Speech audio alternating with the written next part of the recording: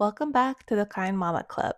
Here you'll find strategies and activities for your little one, hit those developmental milestones, as well as sharing my experiences as a first time mom. I'm Gumi, a pediatric occupational therapist with a passion of making the world a more kind, inclusive, and supportive place.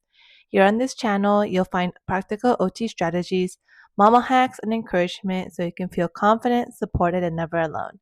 Just a reminder to never compare your baby to others. If this sounds like the club for you, please subscribe. And for today's video, we'll be talking about 5 developmental activities you can do with your 0 to 3-month old. The first activity you can do with your newborn is tracking. Tracking is when your baby follows a moving object like you or a toy with their eyes and eventually their head. In the newborn stage, babies are still learning how to coordinate their vision and attention, so tracking helps strengthen those early skills. Let's break down on how working on tracking benefits across different areas of development. For visual skills, tracking strengthens your baby's eye muscles and helps them learn how to focus. This is the foundation for later skills like reading and hand-eye coordination. Newborns can usually track a little bit side to side by 1 month, and by 2 to 3 months, they're getting better at following toys in an arc. For cognitive development, when your baby tracks a toy, they're practicing attention, focus, and processing what they see. This is one of the first steps towards problem solving and exploring the world around them. For gross motor skills, tracking often encourages your baby to turn their head or lift it up during tummy time. This helps build neck and trunk strength, super important for rolling, sitting, and eventually crawling. For fine motor skills, as babies get stronger, tracking naturally leads to reaching.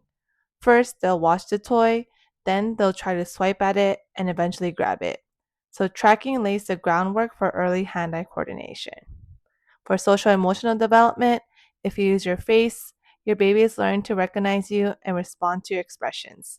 This strengthens bonding and builds early communication skills. And last, for adaptive or everyday skills, tracking also helps babies start making a sense of daily life. They begin to notice routines, like recognizing a bottle or turning towards you when you come into the room, all starting with the skill of following movement. The next activity you can do is reaching. As you can see, my baby isn't reaching yet, so I'm placing the toys in her hand for her to practice holding onto an object. If they're able to hold onto one toy, you can place another toy in the other hand to see if they're able to hold onto two. In the beginning, they'll usually drop the first toy when they grab onto the second toy, but the more they practice, they'll be able to hold one toy in each hand at the same time. I like to use rings or something that's easy and light for them to hold, and I especially like the rings with different textures and grooves. This works on sensory development with having them touch different textures. For visual development, when babies reach for a toy, they're practicing hand-eye coordination. Their eyes see an object, their brain processes it, and their body responds. This is the beginning of skills they'll use for everything from playing with blocks to learning how to write later on. For fine motor skills, reaching is the foundation for grasping. First, your baby swipes, then they start batting, and eventually they're grabbing toys. These movements build strength and control in the hands and fingers. At first, they're not going to be able to reach like my baby here. So you can always place the toy in their hand and have them experience how to grasp a toy and hold on to it.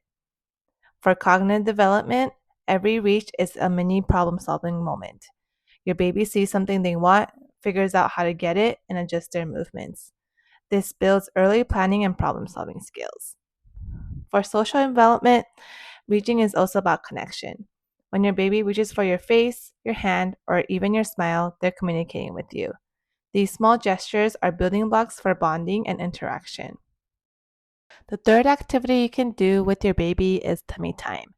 If your baby hates tummy time, I have a whole video on 5 easy tummy time techniques if you wanted to check that video out. Tummy time is one of the best workouts for your newborn. Pushing up on the arms builds strength in the shoulders, arms, and chest. Lifting their head strengthens the neck and back muscles. And these are all essential for rolling, sitting, and crawling later on. For fine motor skills, when babies bear weight through their arms during tummy time, they're laying the groundwork for hand strength and coordination. Over time, this will help with grasping toys, self-feeding, and eventually holding a crayon or pencil. For visual development, Tummy time gives your baby a new perspective on the world. Looking around while lifting their head helps develop eye strength and tracking. They learn to follow toys, faces, and sounds, which is the foundation for reading and visual learning later. For cognitive development, every second of tummy time is also brain work.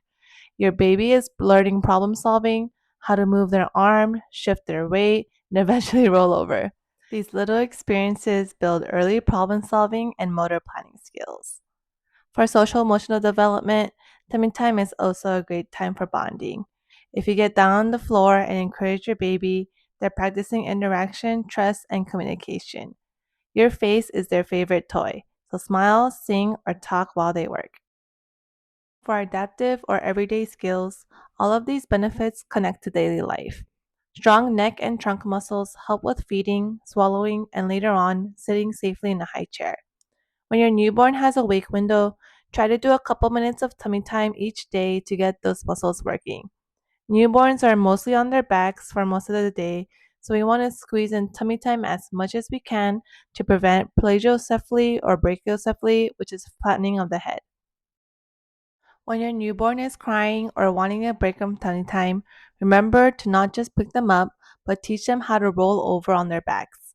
I like to help my baby tuck in her hand and roll to the side and see if she's able to roll onto her back herself. She sometimes rolls back onto her tummy, but this is teaching her motor planning skills on how to move her body. A lot of caregivers overlook the side lying position, but this position is also important because it works on different muscles.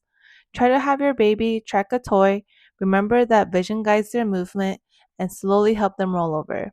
Remember to do slow movements and see how much your baby can do. If you perform movements too fast, you'll be the one moving them and not them learning how to move. The fourth activity you can do is reading. This works on language and communication. Every time you read, your baby hears the rhythm, sounds, and patterns of language. This helps their brain build a foundation for speech and later vocabulary. Babies who read too regularly hear millions more words by the time they start school. For cognitive development, books introduce babies to concepts like shapes, colors, cause and effect, and even emotions. When you point to a picture and name it, your baby is learning how the world is organized. My baby is getting fussy, so let's try the last activity for development. The fifth activity you can do is singing. This works on language and communication because songs are full of repetition, rhythm, and melody, all of which babies recognize sounds and patterns in speech. Nursery rhymes and lullabies expose your baby to new vocabulary, tone, and rhythm, which build a foundation for future language skills. For cognitive development, songs teach memory and sequencing. Even before your baby understands words, their brain is absorbing patterns. When you sing the same song regularly, they begin to anticipate what comes next from an early form of problem solving and prediction. For visual development, when you sing face to face, your baby is watching your mouth, your expressions, and your gestures. This builds early skills for imitation, joint attention, and later on speech. For social emotional development, singing is one of the best ways to connect emotionally with your baby. Your baby feels safe, soothed, and loved when they hear your voice. Singing also helps regulate their emotions. It can calm them down when they're fussy or excite them during playtime. My baby is getting over it, so that's it for this video. Remember to read and follow your baby's cues when playing with them. If you found this video helpful, make sure to hit that subscribe button and join the Kind Mama Club so you don't miss more tips, strategies, and activities for your little one. And let me know if you have any comments or questions. Thanks for watching. Okay, bye.